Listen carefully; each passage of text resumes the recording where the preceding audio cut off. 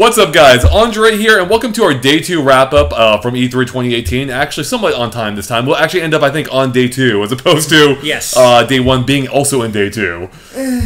So I think we all had a chance to play a little bit more. Me, in my case, like one thing more, I think, than what we had played before. But I figured we'd go over all the things we saw, maybe some of the things we saw more of, like Smash Brothers, and whatever else we want to talk about. So... Ash, you were out and about most of the day, right? So I had basically a day full of appointments, which began with Sega in the morning. So I got some hands-on time with Team Sonic Racing.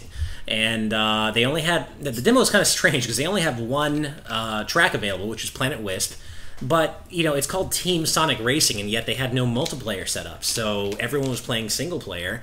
And... you know, essentially, this is a new Sumo Digital Sonic Racing game with a team component, whereas, you know, you can...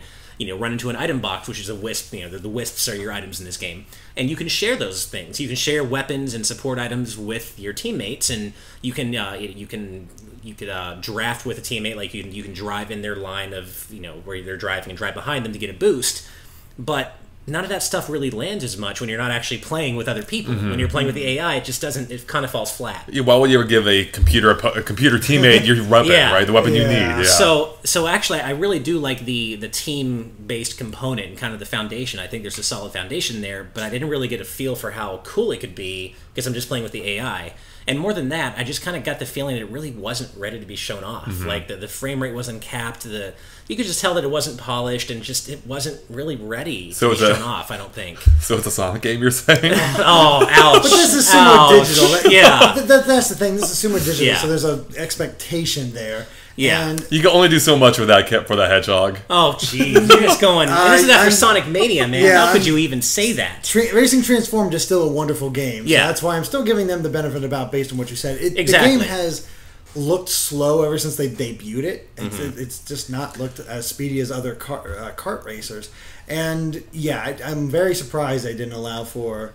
multiplayer in this, especially since you'd get so many more people through the lines, but Sega doesn't have a huge booth, so that might be part of it. Right. Because I do have a lot of other stuff being shown there as well. And I wouldn't say it felt too slow, but I didn't feel exceptionally fast either, especially compared to Sonic Transformed, which I really got a great sense of speed out of. And I agree with you, Derek. Like, back when the Wii U launched, I loved Sonic Transformed just as much as Mario Kart 8, if not more, for completely different reasons. Yeah. And so I'm a huge fan of Sumo Digital's work, but I do think there's a solid foundation here for the team focus, but I just don't think it was quite ready to be shown off yet, so I'm a little unsure, but I do think that there's still definitely something here, but it wasn't quite ready to be shown off yet. When's it coming out?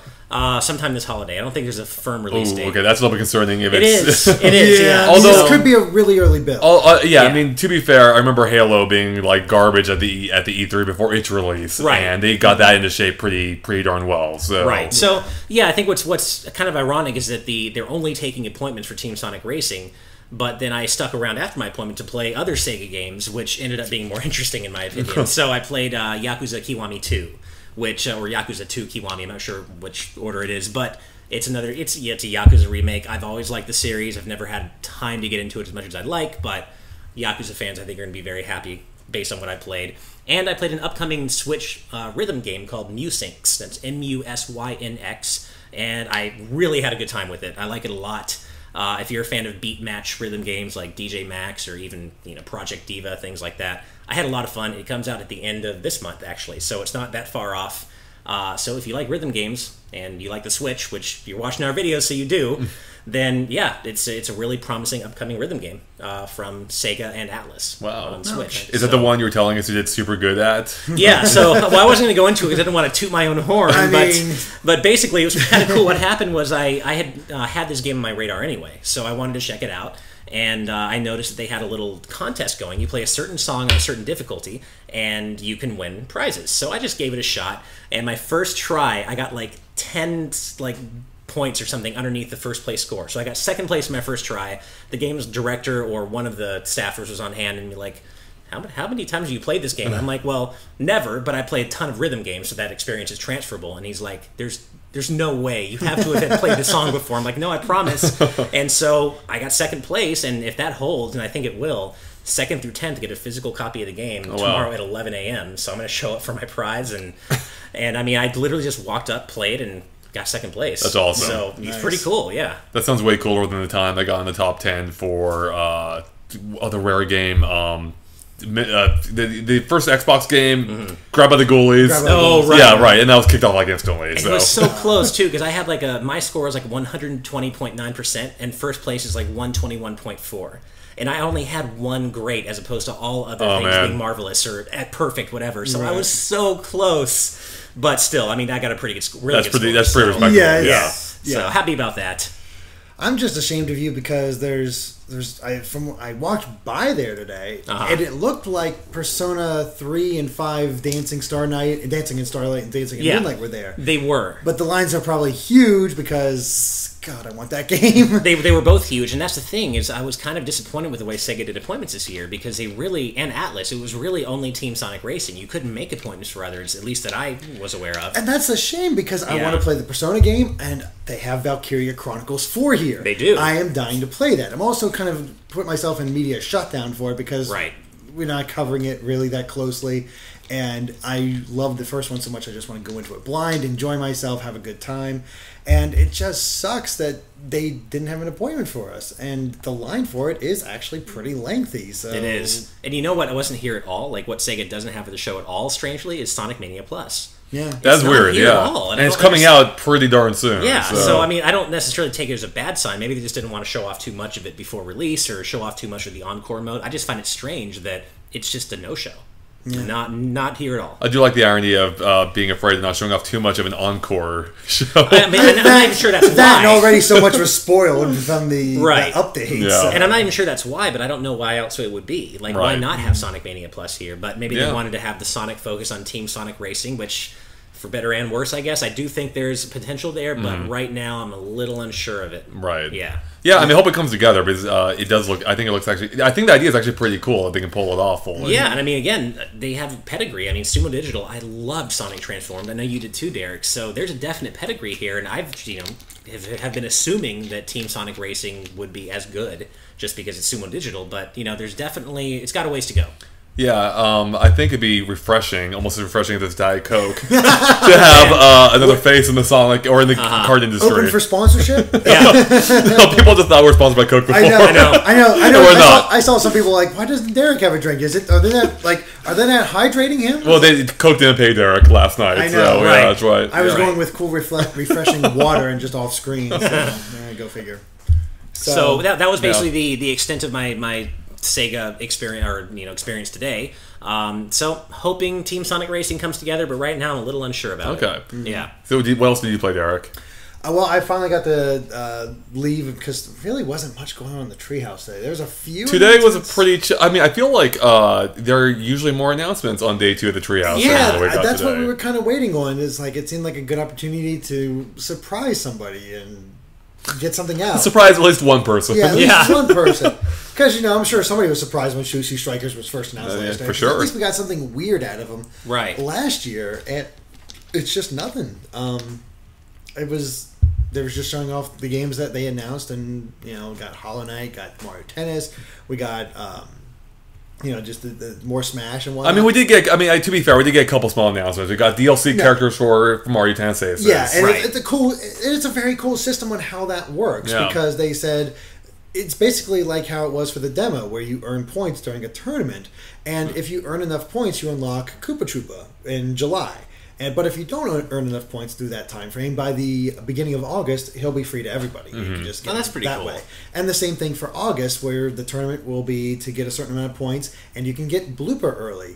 If not, you get them in September. That is a really smart idea, and encourages people to play the game in order to get an unlockable and just have fun. And people were just perfectly willing to do that with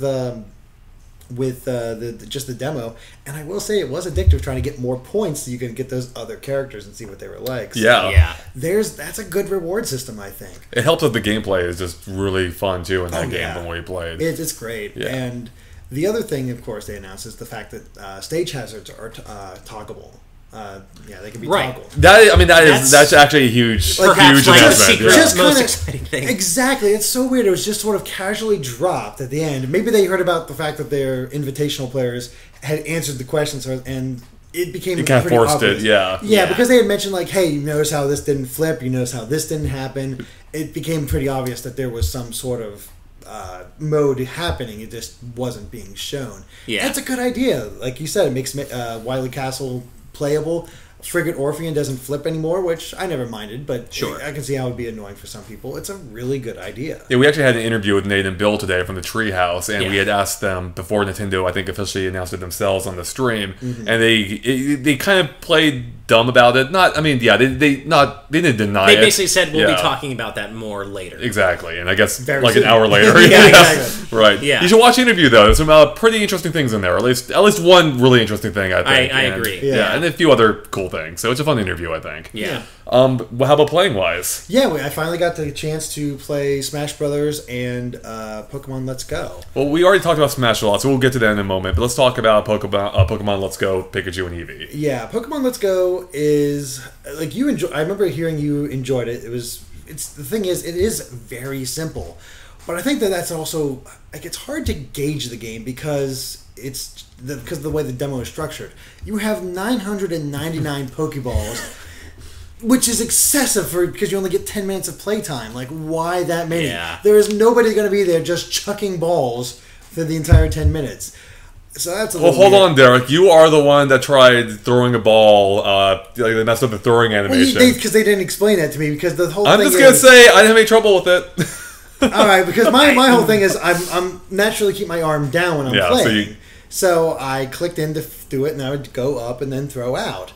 But it locks in the gyro whenever you say, hey, I'm ready to throw a ball. So it was reading this entire motion, and when I finally released, it threw the ball in a random direction. So what you got to do is hold it up here, click, and then throw. Oh, I see. It's a little weird. I mean, and it's also just getting accustomed to the fact that I was only using the Pokeball Plus controller, which, I mean, it's fine. It worked. It's comfy. It is something kind of cool about holding the Pokeball in your hand. It just feels, even putting aside the fact that it's a Pokeball, it just feels kind of cool to be holding the spherical controller in your hand. Yeah. You can play like even more casually than you would with the Joy-Cons, it feels like. Right. Yeah. And then, of course, every time you catch a Pokemon here and they're crying, they're in the ball. It's cool. Something I did not expect is when you defeat trainers, you also get items. So I beat a trainer and got the usual money, but also like 3 Pokeballs or special berries.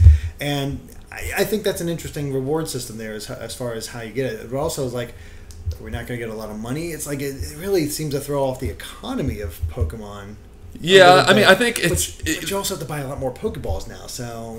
Yeah, I mean, you can't read too much in the demo, I feel like. I mean, clearly nothing's balanced in it. Like, they gave you 1,000 Pokeballs just in case you were a complete idiot at throwing them. A full team of 6, you got Pikachu, Meowth, Eevee... And then the 3 starters. I mean, I think it really existed only to give you a basic idea of the mechanics exactly. So, and as far as that goes, it's fine. It works. The systems in place seem to do just fine, and the game looks good in motion. Like, it's not like, oh my gosh, the best ever, but it's a clean look that I kind of like. It looks quite elegant to me. Like, I'm the only one of us 3 who has not played Pokemon Let's Go, but just seeing people play it, again, it looks a lot better than the leaks would have led us to believe. Yeah, like, absolutely. The up-res 3DS game. It looks way better than that, in my opinion. Also, I remember there being a lot of, based on the trailer, a lot of comments being like, it's grid-based now, and it isn't. No, it's not. Yeah. I don't know who thought that, because it is definitely not grid-based. Yeah, I was walking around freely. You can just see, but you can tell that just watching people play. But a lot of people thought it was grid-based. I don't know why. I don't know where that came from. I don't get it either. Yeah, weird.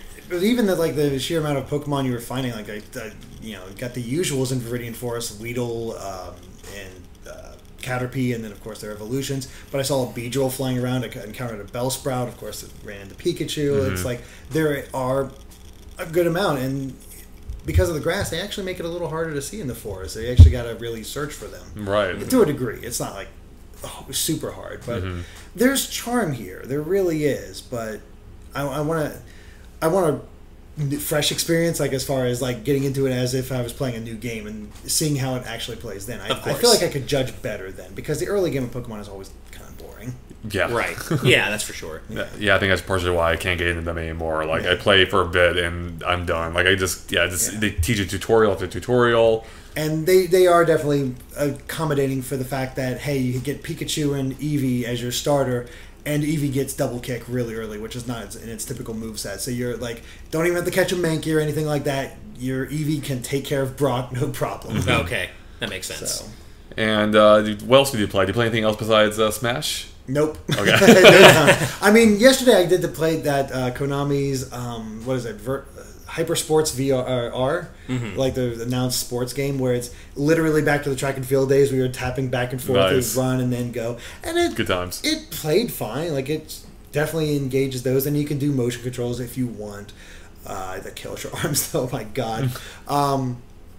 And it's still rough though. Like I was looking in it, like it seemed to be skipping animations sometimes, and it was a little jittery and definitely not pretty looking. I mean, they're going for a certain style, but I'm not judging by the style. It's more the technical side of things. It's a little rough, but there's potential there for if you want an old school throwback to the old sports games. It works. Right. Well, and you said you also played Zone of the Enders VR, right? That was not the business. I mean, the thing is, I tried the VR. I'm not a VR guy that much at all, and I felt like the headset was not on great because it was like closing down on my nose. Oh, that's and not I could good. barely breathe. So I'm like every so often I'm like. Okay, doing good, and I just wasn't adjusted right. Like they didn't set me up too well. I'm like, I'm like, I told them I have never done VR. I don't really do VR, and like, good enough. Fair enough. Okay. Fair enough. Yeah, I think they might be taking for granted that people are like used to VR now, when that's not really the case. Yeah, because it is learning. It takes some time to get used to. Exactly. It felt loose in my head. It felt like it was about to fall off. I couldn't get I had to like tilt a certain ways in order to get it to be completely clear. And then it's Zone of the Enders itself, which looks gorgeous for a PS2 game, like in a remake sort of way. Yeah. But God, that game should not be in first person. It's just like when you're shooting the individual blasts, great. When you're going up for sword strikes, oh my God, it's just like swipe, swipe, swipe. The crotch of the other robot is in your face, like, oh God, what's happening? And then just like you have to rely on lock on. It's just really disorienting. And they try to mend that by having a little figure of Jehudi in the bottom right corner, but it doesn't. That's not where my eyes are focused. So. Right. Okay. All right. Well, I did try another game at Nintendo's booth. That wasn't Smash Brothers today, and that was Killer Queen Black. Right. Oh, you got I was to going to ask you about that. Yeah. I mean, I like to keep some things to myself, Derek. This is Killer Queen's close to my heart. So Apparently. yeah. No, this game's awesome. I love Killer Queen. It's, in case you don't know, it's a 5-on-5 arcade game where it features two huge side-by-side arcade units, and they're team-based, and it's kind of based on Joust, except instead of there being one way to win, there's three ways to win. Right. Basically, in a nutshell, there's the economy victory, where you're trying to gather berries and bring them back to your beehive, or there's the, I think, military victory, where if you kill the opponent's queen, there's only one queen on each team, kill them 3 times, or then you'll win as well, or likewise, if your queen dies 3 times, they win. Finally, there is a snail on the course, a super slow snail. And if you can hop on it and ride it all the way to your goal, you also win. It's a little bit like Quidditch and the Snitch, I think. I was going to say, that sounds like the Snitch in a weird way. Right, so it's a super fun arcade game, especially because it's only in bars for the most part, if not entirely. So there's like an inherent social aspect to it. People like just having fun, like just casually hanging out. Like people just hop in even without knowing anyone. It's a great time. Like it's the kind of classic arcade experience that doesn't exist anymore. So for the longest time, people have been like, "Where's the console version? Like, where's the console version?" And I'm like, "Why do you want it? Like, it would not be the same like playing at home, except." The Switch would be the only system that's really perfect for it. And sure enough, here it is. And they've actually changed it a bit. So it's very similar, except now one key difference is it's one fewer player on each side because of Switch limitations. Ask them about it. You can only have, because it is LAN or connected wirelessly, you can only have 8 Joy-Cons connected total. Sure. So it's now 4 versus 4, which for the most part worked fine. But they also it feels like a true sequel in some ways. Because now, the queen has more options for attacking. She can shoot across the screen in a way, like a dive attack type thing, or not a dive, but like a I don't know how I want to describe it, like fly across the screen the short ways and do a slash attack.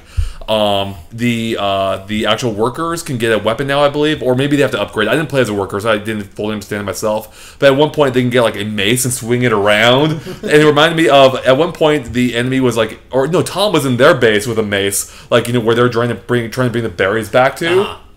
And he just had the mace swinging around. And it reminded me of in Zelda: Link to the Past, when you're going down the dungeon to rescue Zelda. Yeah. And you got the guy with the mace down there. It was awesome. So it was.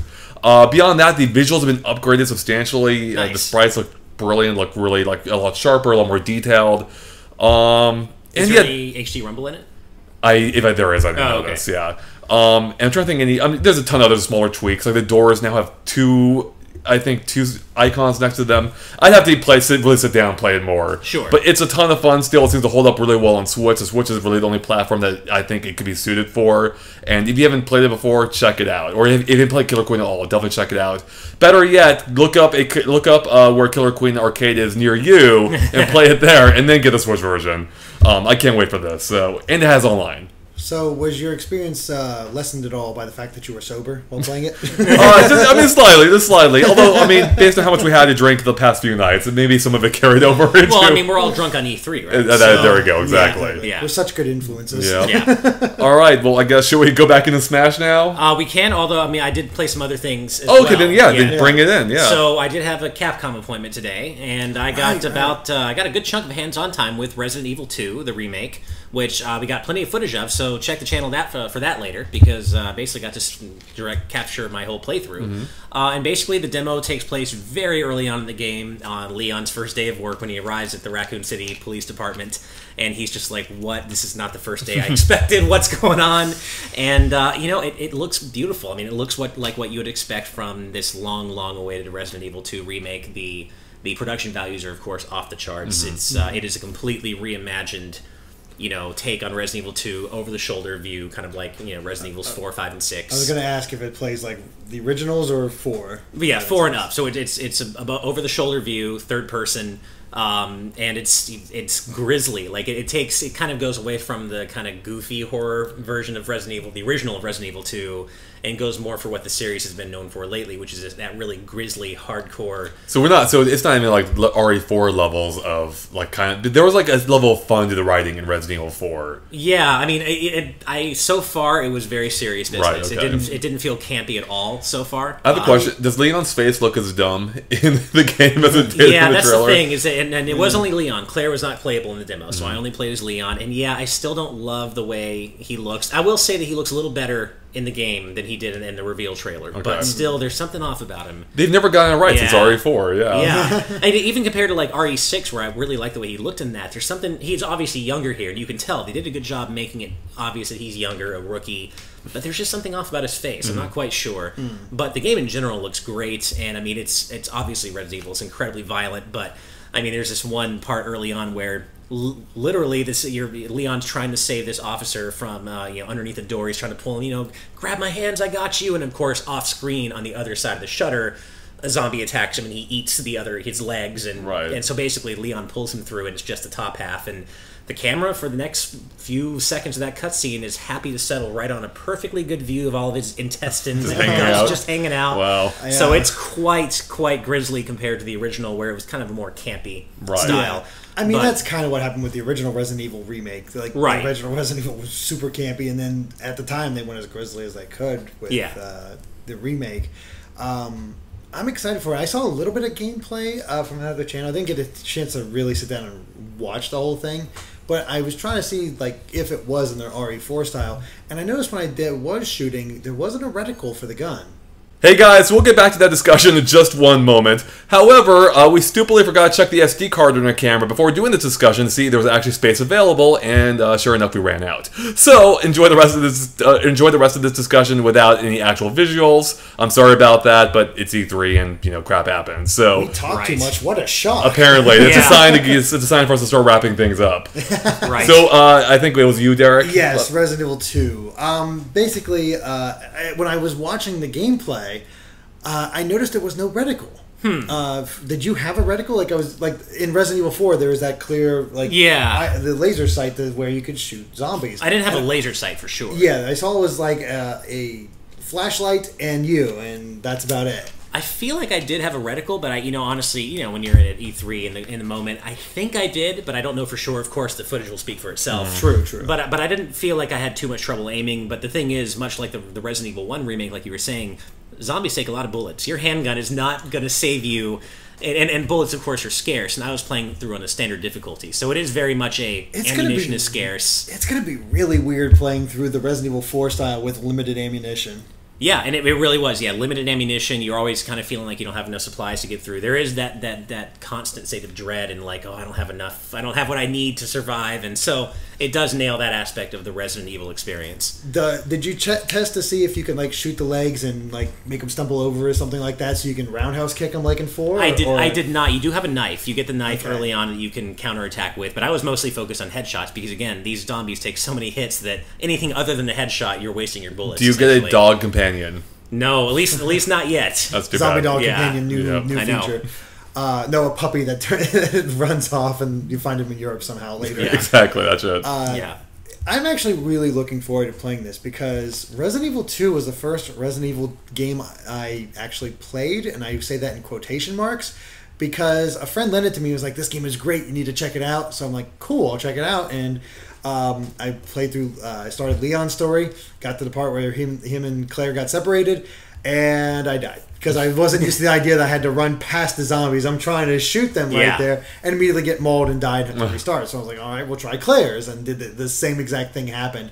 And of course, I didn't realize until much later. It's like, no, you're supposed to run past these. He's like, did you get to the police station? No. It's like, what? Like, what is wrong? And that was where the demo starts, by the way, is when you get to the police station. So you don't even see Claire. Is basically what the 30-minute demo is of. So it'd be fun to actually play this game for real for the first time, because I never went back and played the original. Too. For sure, and actually what was cool about it too is that going to the demo area, they was kind of like a little haunted house setup, so they guide you through and they give you a flashlight, and then your Capcom rep says, okay, I'll meet you on the other side, I hope you make it. And it's great, so you're kind of wandering around these corridors with a flashlight, and zombie actors kind of attack you and grab you. So they really went all out for it, kind of set the mood, so that's pretty cool. That's kind of cool. And then I guess just really briefly, after that, I was led into another area where I got to play Mega Man X Legacy Collection 1 and 2, as well as Mega Man 11 again. The X Legacy Collections, they're exactly what you think they are. For better and worse, they are true port collections, which means that when you're playing X Legacy Collection 2, I mean, X6 and X7, you know what you're getting. Even with the the improved graphics. Were the load times any better in X7? Load times are fine. Yeah, I mean, I don't know if they were improved, but they didn't feel bad. X8 looks nice. Like, you can tell they've improved the graphics, like they said they did. At least the textures and slight up-res. So it looks nice. X7 still doesn't look, it never looked good to begin with. There's nothing that can be done in that game to make it play or look good. But I gotta say, the surrounding content, there's so many, not only the sound, the music player and art galleries and stuff, but also action figure galleries and collectibles and things really stuff that's only available in Japan that true Mega Man X fans would love to browse through. So the collection element of it's really cool, and again, I got to play both X Legacy Collections. You know what you're getting on them, and the different visual filters, the usual stuff in these collections. Right. And then Mega Man 11, you already know what I think of it. I'd still love when I'm playing, but the one thing I noticed, and I think fans will be happy about, is that because I knew the layout of Blockman Stage and kind of the patterns, enemy placement, I was able to blast through the Blockman Stage on the standard difficulty, barely using the double gear system, actually not even using it at all. So, I used it because I wanted to, but I definitely didn't need it to get through the stage since I was used to it and had kind of knew what to expect. So, those of you who are wondering, how much does the double gear system figure? Do you have to use it? How much does it feel like the game forces you to use it? Well, once you get good at it, not at all. So you don't really have to use it. So there you go, right straight from Ash. Get good, scrubs. Yeah, get good, exactly. Yeah. So is that pretty much it then? Well, Tom and I did go by Xseed later in the day to interview Mr. Tak Fuji about Gal Metal, his upcoming game Gal Metal on Switch. And for those of you who don't know, Tak Fuji, if you watched Konami's infamous 2010 E3 conference, he's the guy who goes, 1 million troops. Well, he's just such a character, really nice guy. And so basically, the truncated version of this is, I actually think you'll like this, Andre. Yeah. Gal Metal is essentially a rhythm game where you use the Joy-Con to play the drums, and the left and right Joy-Con are your drumsticks. And essentially, you are a member of an all-girl Japanese high school metal band who has to save the world from alien invaders, octopus alien invaders, through the power of metal, through the power of song. And so, and this Gitaru Man. Yeah, it's very Gitaru Man, very Oendan and Elite Beat Agents, because it's got this very manga-esque art style. Oh, okay. And it's literally, you've got these, musicians who are saving the world from alien invaders through the power of song. And that's literally Elite Beat Agents. It is literally, and so it's definitely a more Japanese manga take on that, whereas Elite Beat Agents is very westernized, but It's wacky. It's very Guitar Man-esque, like you said, and it just there are different drum patterns you can do. And what's cool about it is that there's not really a game over state in the main story, so you are encouraged to improvise and kind of come up with your own beats and experiment, kind of like when you rapping cool in the original Parappa or Jammer Lammy, when you would kind of improvise and come up with your own beats and things. And so basically the game basically wants you to come up with your own stuff and not just beat match and go to a certain note chart. Like, they want you to improvise and kind of come up with your own ways and build your own score. And the scoring system is very modular,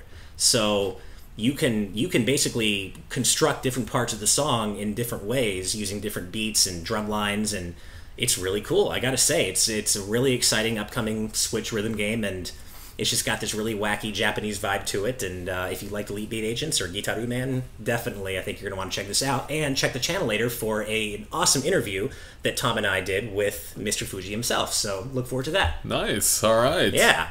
Now we can talk Smash. Yeah. All right.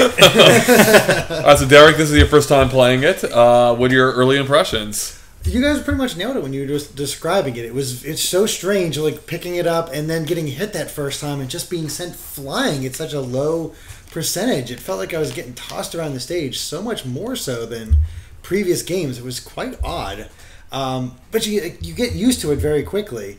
And I don't know, it was just a lot of fun. And my first character I picked, of course, was Inklings, and you guys are so right about that. They are so fun. Much fun to play.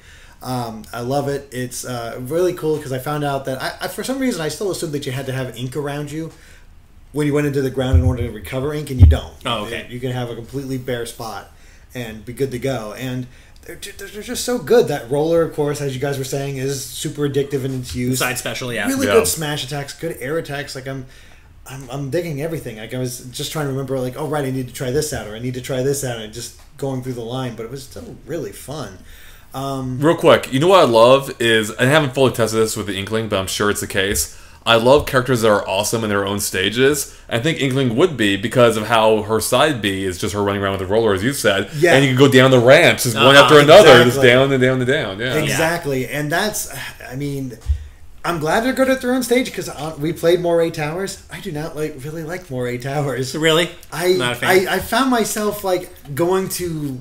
Of course, I'll get better as time goes on, but just on an initial impression, it's like I kept going to a floor that I didn't intend to. I wanted to go left, and I'm going down instead of up, and I'm like, what? I'm pretty sure, maybe you have to hold up. I didn't fully test this, but the default is always down. Okay. So unless maybe you can hold up while doing it, but I think you otherwise jump up to go up floors. Maybe. Yeah. But I mean, I had a good time testing them out. Same with Ridley. You got to do it. The stab attack is super satisfying when you pull it off. Yeah. Same with the drag. Like, it was really cool. I started out the match by grabbing Pac-Man and just dragging him across Tortimer's stage, and it was like, yeah, this feels good. Yeah, this feels pretty good. Not sure. Like, he's definitely for me in a class of like Bowser. Like, on occasion, I'll use Bowser or King Dedede. Not really something Not something I'll use a lot, but when I do use them, it's fun. It's a nice change of pace. But I don't see myself gravitating towards them. Inklings, I can see myself actually wanting to get a little better with them. Now, this is something I noticed while you were playing Smash today, and that is, and I don't know if this is just me getting old, and I think you agree with me on this, Andre. I don't know if I'm just getting old or what, but I lost track of my character often. Yeah, no, same here. And that's something that's been happening consistently with Smash Ultimate, and I don't know if that's just me because I'm getting too old or what, or I'm just tired, but things get really chaotic. It's probably a combination of factors. I'm not ready to roll on it yet because but I feel like I have played. Because I have played Smash more recently, other Smash games, and it hasn't been an issue. Yeah. So it is a little bit weird that we've had the same issue of it being difficult to track our characters. Right. Because I played Smash Wii U as soon as like 2 weeks ago. Right. And I never have problems with that. Now, of course, I don't play when I'm playing one-on-one. I don't play with items on. So there is an element that we're playing 4 players, items on. And that just adds a certain degree of chaos at a bare minimum. But I found myself losing track of my characters for like not just like half a second, but like, wait, where am I? And I'll look for a second, then I'll find them. Which is a little bit ironic in a game that now features basically a mini map at points. Yeah, that's true. Yeah. So I'm certainly not ready to like render a judgment on that or anything, but it was just something that I noticed. It happened to me a few times when I was playing with you guys, but then I got my own personal my ticket. your time, yeah. Yeah, my actual time with it. His own personal time. My personal time, yeah. Well, I played with 3 other people, and by that point, all 4 of those matches, I had no trouble keeping up with my character. So I think it's just a fact that we have to get used to this, the wildness and everything going on, and you are more used to not having items, so that might right, yeah, because like when I play with my friends, it's usually 1-on-1, and but when it is a group and we'll have items on, and I still don't have that problem, so it's odd. It could be a variety of factors. Who knows? Things, But one thing I did test fully is just the taunting thing we had brought up earlier, right? With you being able to break out taunts, and I wanted to make sure that's actually the case, and it seems it is. Except I'm pretty sure there's like a window where you can't break out of it. Okay. And once you reach that threshold, then you cut the animation prematurely short. But for instance, even though Mario's like growing animation isn't in it anymore, I'm guessing that's a bad example then. But basically, any taunt you can cut. You can cut it off after like maybe a quarter second or something. Yeah, I mean, it almost feels like you can cancel taunts now to a degree. Not there, like you said, there's a window where you can't, right? But you can certainly cancel out of them earlier than you used to be able to. You don't have to let the whole animation play. I don't think you canceled it out of them at all before, could you? That's the thing is, I don't think you could. Right, at all, so it's an entirely new thing here. Yeah, so which is an interesting, change in general. I guess another thing is we tried out a bunch more stages today. Yes. I think I've played through most of those stages now at least once, if not multiple times. So how are we feeling right now about the stages we have played and how they've been updated in the cases of some of them? The Great Plateau Tower is great. I love that stage. That is a really good stage. Like there's a lot of it has that having the tower there at the beginning. Like it led to a lot of times where you're just bouncing off the top. Right. It felt really good. There was time we went towards the top of it, just sliding down because you can't stay up there. You're just gonna drift down eventually, and it just felt really good, and it changed as time went on. Again, I wasn't a huge fan of the Moray Towers, but as far as Great Plateau Tower, aces, I think. Well, I noticed the same thing about Great Plateau Tower, how if you get people caught underneath that ceiling, they can get crazy, which I thought actually was very thematically appropriate because that also happens in Temple. Yeah. And so we got 2 Zelda stages now where where you get a high percentage in a small enclosed space. Your enemies just start flying around the walls. And not just that, it's if they're basing off some of the towers in Breath of the Wild, it's thematically appropriate too, with you being blasted off the thing constantly, right? Yeah, that's true. Yeah, but it was cool to see Link, his new opening animation is him gliding in. Oh, I didn't even notice that. Yeah, he uses the glider to come in. That's cool. I do love how the old man just kind of comes by every now and then and hangs out. It's like, what's up, guys? Yeah. Ganondorf's right over there. Go take care of him. I think my favorite thing about the stages so far, or at least my favorite component of stages, are the remade Smash 3DS stages. Just because the Smash 3DS stages, in my opinion, were really underutilized because, again, not as many people played or were as into Smash 3DS because of the handheld factor, and I totally get that. But Smash 3DS, in my opinion, always had some really cool exclusive stages that didn't get to the Wii U version. Yeah. And so, and they look really good. They're clear. They're not just, slightly better looking. They've been completely remade from the ground up. Prism Tower looks great. Prism Tower looked really good, having Pokemon fly in. Xerneas was flying around at one point. It was Spirit Train looks really nice. Yeah, I got to play that later. Spirit Train was great. I'm really loving the remade Smash 3DS stages, and I cannot wait. It's not in the demo, but I cannot wait to see Magicant. I just can't wait to see Magicant. I wonder what I'm very curious how we didn't see the sign of the other F-Zero stage that was in Mute City, so I'm hoping that makes a return as well. That'd be cool. But given the fact that we've found 83 stages so far collectively, which you can check out on our channel, check out the stages we found and all the footage released thus far. Mute City probably is going to be. I'm pretty sure. Unless if it's not already is. It's so funny how whenever early predictions, there'll be the 3DS version combined with the Wii U version, and that seems to be panning out along with all the other versions. Plus a few other versions. That's the part that was a little unexpected, but yeah. But I got to try out most of the stage. We also made the horrible mistake of choosing Newport City. I won that one, so I'm on board with this. Yeah. I was also playing Mewtwo at the time, and that's definitely Mewtwo, and God, I still suck at Mewtwo. Yeah, no, I have the same thing. When I played Snake yesterday, I found out very quickly that, not only has he not changed all that much, which is fine, I'm still really bad with him. That's how I knew. Right. But yeah, I also tried, what did I try? There was a character I played today. Pac-Man? Pac-Man, yeah. Pac-Man I played, just to kind of get a sense of how he felt compared to Wii U and 3DS, and he actually feels a little bit worse. Really? He already wasn't particularly great to begin with, so hopefully he gets, I don't know, but his throw is still among the worst in the game. It still comes out really slow. Right. It's still cool because it's the Galaga Bean, so you're winning already there, but it just comes out so slow, and so I'm hoping Pac-Man gets some something because I feel like he needs it. Yeah. Yeah. I got the chance to play Pitt. He's pretty much the same. I didn't really. Pitt felt very similar to me. Yeah. No real difference there. I did play Zelda again. Pretty much the same. I'm not a huge fan of how her armor works now, though. It's different because it builds. I didn't realize when you talked about how it just goes a set distance. You didn't tell me it has to build itself first. Interview spoilers. I know, interview spoilers. So yeah, I didn't realize how it worked at first. So what it is it has to build itself first, and it's not chargeable. But you can send it out at any time during the building process. So if it's only only built up to the legs, then it'll just go out and do a kick. Whereas I didn't realize it either. So it's been completely changed. Because I hit nobody with it because I was also using it on Moray Tower, so it's not exactly a good move for that. Right. But one thing I can also say is, of course, we played 6 matches today or something. I did play Mega Man again, and more I am feeling like that the in lag in all of his smashes has definitely been reduced, which is good for us Mega Man mains because he needed that. So I mean, that kind of touches on the broader point that we've already hit on as well, is that the game just feels sped up. I think across the board. In general, and not just in the character movement sense, in the leg sense, drop speed, right? Knockback. Yeah, it's exactly. Just faster. Yeah, exactly. I was actually really shocked when I played Kirby at some point and did his down B and got a kill with it. That never happens anymore. I was like, wait, what? That actually works? Yeah, it's cool. You caught them by surprise. Yeah, exactly. Yeah, and it just enough knockback. It was really neat. And I gotta say, it was really fun playing Sonic. Maybe it was because of the people I was playing against, but I kicked their asses as Sonic. And I noticed his homing attack. You know how it worked before? It was a little charge up and then went a certain direction. Once you use it here, he actually starts charging in the air for a set amount of time. Revving. And then at a certain point, because I just kept letting it go, it finds a reticle appears on one of the characters, and it'll hit him. So it's kind of like a modern Sonic game. Exactly. Oh, that's pretty cool. It's a lot more powerful. I was like, oh wow, that's really cool. Now I want to play and you can also make it go off faster. It's like Zelda. You can in mid charge just hit the B button again, and he'll go out. Otherwise, he does the spins and everything else like that. But I don't know. He felt really good. I was also playing on Spirit Tracks, and I won that match, so maybe I'm a little biased on that. Also won as Kirby, so I was happy about that. So yeah, one of the matches I won today when we were all playing was as Ike, and I can say that Ike still feels great. I really liked him in Smash 4. He feels very similar to how he did in that game. So I really enjoy playing Ike in this game as well, and I think that covers everyone I pretty much played today. Nice.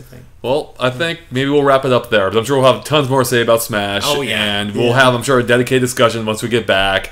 Probably an analysis, all the usual stuff from us. So, oh boy. So I guess with that, we'll wrap up day 2 here. So thank you guys for watching. I keep looking at the camera even though it's not active anymore. That's true.